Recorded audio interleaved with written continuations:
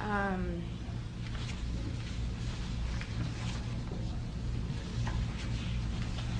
I'm Christy Nicola, born July of 1962, rendering me 32 years of age. I was a subject in radiation as well as mind control and drug experiments performed by a man I knew as Dr. Green.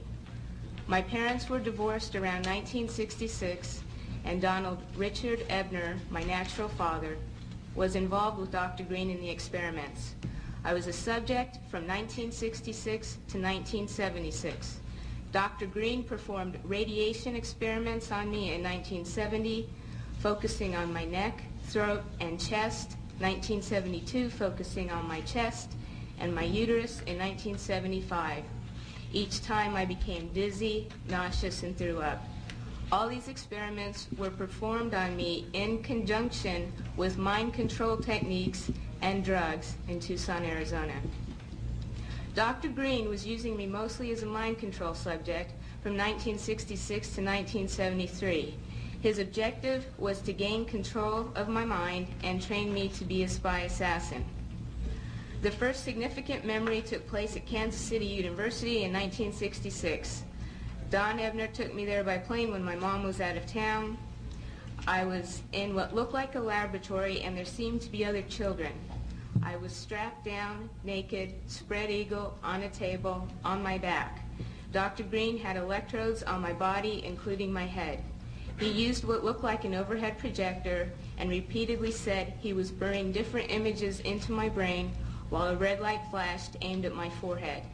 In between each sequence, he used electric shock on my body and told me to go deeper and deeper, while repeating each image would go deeper into my brain, and I would do whatever he told me to do. I felt drugged because he had given me a shot before he started the procedure. When it was over, he gave me another shot. The next thing I remember, I was with my grandparents again in Tucson, Arizona. I was 4 years old. You can see from this experiment that Dr. Green used trauma, drugs, post-hypnotic suggestion, and more trauma in an effort to gain total control of my mind. He used me in radiation experiments both for the purposes of determining the effects of radiation on various parts of my body and to terrorize me as an additional trauma in the mind control experiments. The rest of the experiments took place in Tucson, Arizona, out in the desert.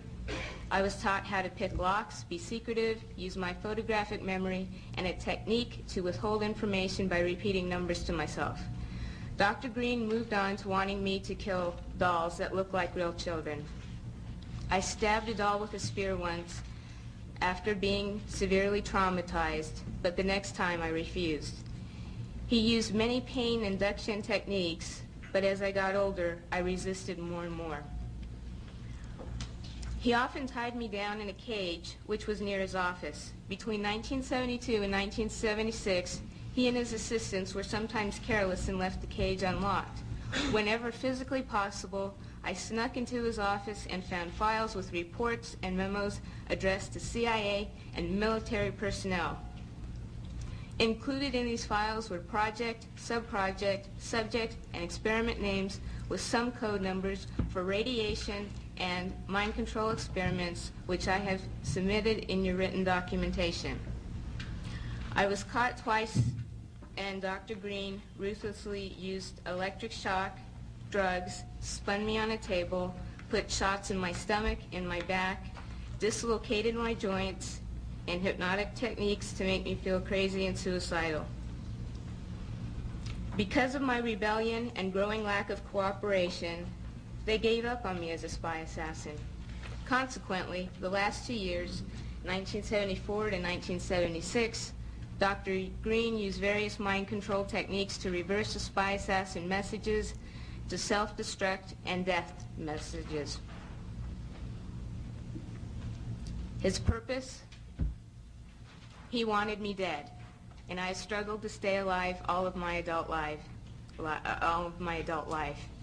I believe it is by the grace of God that I am still alive. These horrible experiments have profoundly affected my life. I developed multiple personality disorder because Dr. Green's goal was to split my mind into as many parts as possible so he could control me totally. He failed, but I've had to endure years of constant physical, mental, and emotional pain, even to this day. I've been in therapy consistently for 12 years, and it wasn't until I found my current therapist 2.5 years ago who had knowledge of the mind control experiments that I've finally been able to make real progress and begin to heal. In closing, I ask that you keep in mind that the memories I've described are but a glimpse of the countless others that took place over the 10 years between 1966 and 1976. That they weren't just radiation, but mind control and drug experiments as well. I have included more detailed information of what I remember in your written documentation.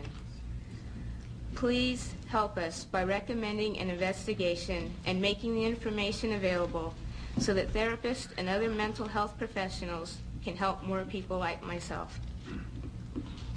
I know I can get better. I am getting better.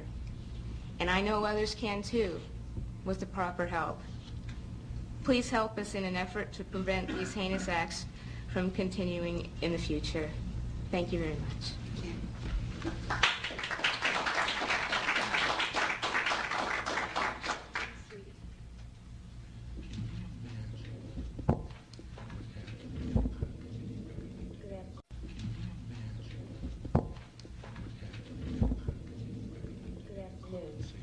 Between the years of 1957 and 1984, I became a pawn in a government scheme whose ultimate goal was mind control and to create the perfect spy, all through the use of chemicals, radiation, drugs, hypnosis, electric shock, isolation in tubs of water, sleep deprivation, brainwashing, verbal, physical, emotional, and sexual abuse. I was exploited unwittingly for nearly 3 decades of my life. And the only explanations given to me were that, quote, the end justifies the means, and, quote, I was serving my country in their bold effort to fight communism. I can only summarize my circumstances by saying they took an already abused 7-year-old child and compounded my suffering beyond belief. The saddest part is, I know for a fact that I was not alone. There were countless other children in my same situation, and there was no one to help us. Until now.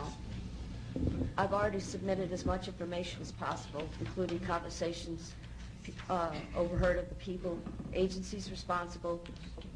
I'm able to report all this to you in such detail because of my photographic memory and the arrogance of the doctors, the arrogance of the people involved.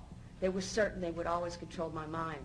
Although the process of recalling these atrocities is not an easy one, nor is it without some danger to myself and my family, I feel the risk is worth taking. Dr. L. Wilson Green, who claimed to have received $50 million from the Edgewood Chemical and Radiology Laboratory as part of the TSD, or Technical Science Division of the CIA, once described to Dr. Charles Brown that, quote, children were used as subjects because they were more fun to work with and cheaper, too. They needed lower profile subjects than soldiers or government people, so only young, willing females would do. Besides, he said, I like scaring them. They in the agency think I'm a god, creating subjects and experiments for whatever deviant purposes Sid and James can think up. Sid being Dr. Sidney Gottlieb, James, Dr. James Hamilton. In 1958, I was to be tested, they told me, by some important doctors from the society, or the Human Ecology Society. And I was instructed to cooperate. I was told not to look at anyone's faces and not to ignore any names, as this was a very secret project. But I was told to be brave, and all these things would help me forget. Naturally, as most children do, I did the opposite and remembered as much as I could. Dr. John Gittinger tested me, Dr. Cameron gave me the shocks, and Dr. Green the x-rays. Then I was told by Sid Gottlieb that, quote, I was right for the big A, or meaning artichoke. By the time I left to go home, just like every time from then on, I would remember only whatever explanations Dr. Robert G. Heath of Tulane Medical University gave me for the odd bruises, needle marks, burns on my head, fingers, and even the genital soreness. I had no reason to believe otherwise. They had already begun to control my mind.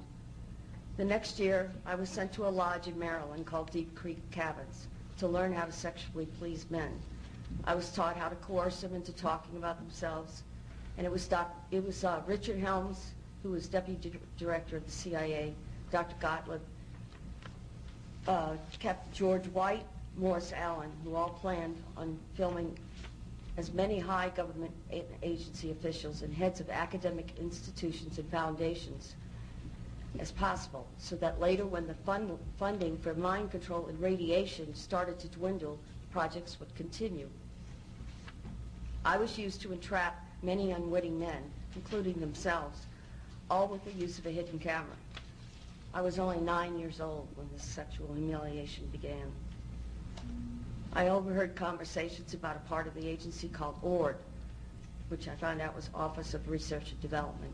It was run by Dr. Green, Dr. Stephen Aldrich, Martin Orne, and Morris Allen.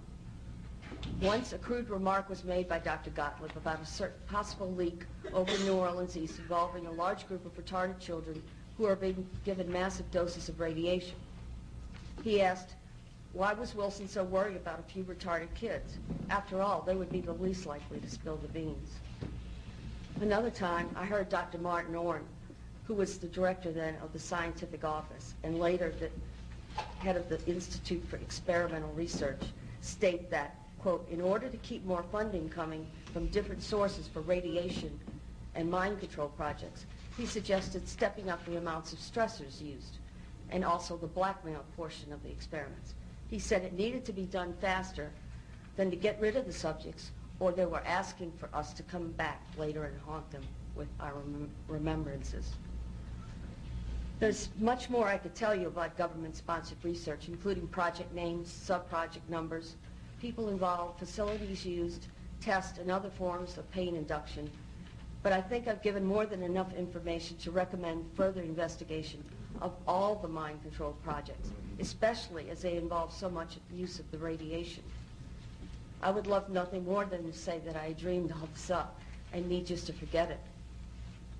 But that would be a tragic mistake. It would also be a lie. All these atrocities did occur to me and to countless other children, and all under the guise of defending our country. It is because of the cumulative effects of exposure to radiation, chemicals, drugs, pain, and subsequent mental and physical distress that I've been robbed of the ability to work and even to bear any children of my own.